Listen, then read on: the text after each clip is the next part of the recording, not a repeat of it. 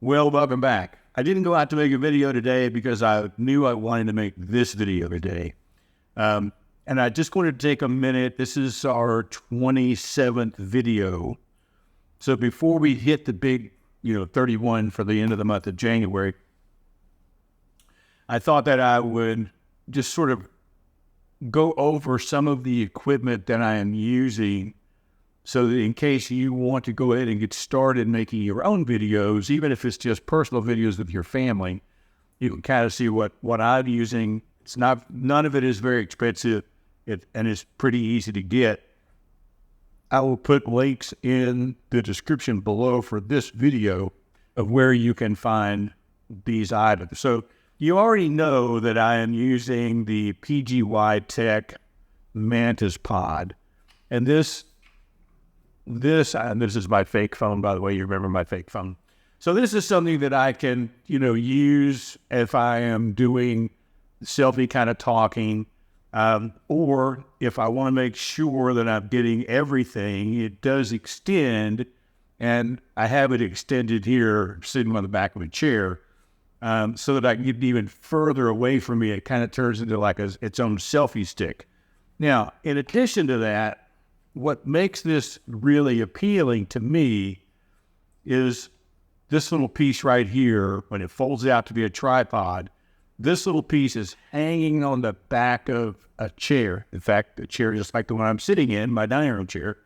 It's hanging on the back of that chair and extended out kind of like this, except it's pointed up, so that the phone can reach me, and I can hang this off of a car window, off the top of a door, just a lot of stuff that you can hang this off of to make it really effective when it's the only thing you have to do video work with. Now, the PGY Tech also has a little foot on the bottom that just springs out. So if I get the back in there, you heard it click. Just comes out. Now I'm not trying to sell you on this particular clamp for the phone. This is not what I typically use. This is what I use when I'm using my real one. But I also bought this little stick from PGY Tech. It has the same, see if I can get this off of here. It has the same foot on the bottom, which I would show you, except I just dropped it. And so I could just, let's put this up here where you can see it. I can just push this in here. You hear it click in place. It's got a little lock on the back so that it doesn't come off. And I can use this as a selfie stick just by pulling it out however far I want. But what I like about this one is that it also turns into a tripod so that you can set this on a table, point this up, and use it anywhere you want to video yourself. I haven't used this out in the wild yet, but it's coming. The other thing I've already told you about is occasionally when I want to use a microphone, and I was trying to find something cheap, and I'm using this little set right here. Again, I'll put a link in the description. I don't remember what this is called. There's no name on it. I'll have to go back and see where I bought it, but it was like $28. It comes with 2 microphones, and it does a pretty decent job, but there's no wind, there's no dead cat for the wind noise and stuff. You just have to kind of work with it as you will. I would highly recommend getting something better than that, and we'll talk about that in future videos. And then I've had this for a while. I have this little stand right here. So let me get this off.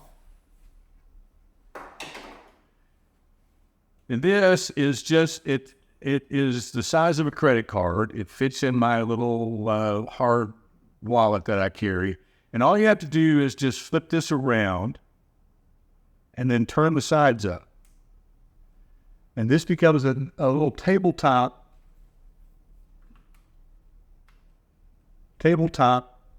carrier that you can just set down anywhere and video yourself. And this is one of those things that you can take and nobody ever knows you have it with you because it just fits in your pocket.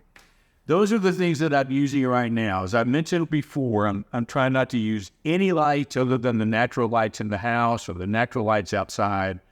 Right now, I've not used any filters. I have a variable neutral density filter I will eventually use outside, but I've not used it yet. Everything is just, it's just recorded. And it does a pretty decent job as long as I'm like, right now, I'm about, 5 feet from the phone, and it's picking me up. But if I don't manipulate the audio through the Adobe Podcast Enhance, this is what the audio sounds like when it is not processed anywhere. You hear all the ring in this room. My gosh, I've got a hard ceiling. I've got tile. I've got a wood floor. I've got cabinets over here in the kitchen. I've got this wood table. Sound is just bouncing everywhere. But when I run it through the Adobe Podcast Enhance, it goes back to this. And it sounds much, much better.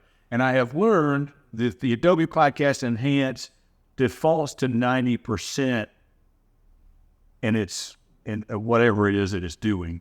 And I have found that if I pull that down to about 80% or even sometimes 70%, my voice doesn't sound so masked.